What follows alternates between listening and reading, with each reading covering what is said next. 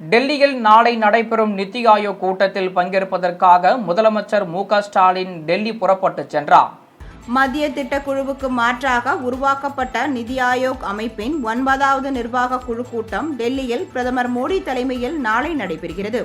இதில் மாநிலங்கள், யூனியன் பிரதேசங்களின் முதல்வர்கள் பங்கேற்கின்றனர். முந்தைய ஆண்டுகளில் நடந்த நிதி ஆயோக் கூட்டத்தில் தமிழக முதல்வர் ஸ்டாலின் பங்கேற்காத நிலையில் நாளை நடைபெறும் கூட்டத்தில் அவர் பங்கேற்க உள்ளார். இது தொடர்பாக அவர் நேற்று முன்தினம் வெளியிட்ட சமூக வலைதள பதிவில், தமிழகத்துக்கான நியாயமான நிதி உரிமையை நிதி ஆயோக் கூட்டத்தில் வெளிப்படுத்த 24ஆம் தேதி டெல்லி செல்கிறேன். கொண்ட கொள்கையில் உறுதியாக நின்று தமிழகத்துக்கான நிதியை போராடி பெறுவேன் என்றும் தெரிவித்திருந்தார். இந்நிலையில் முதல்வர் ஸ்டாலின் இன்று காலை 9:30 மணிக்கு சென்னையிலிருந்து டெல்லி புறப்பட்டு சென்றார்.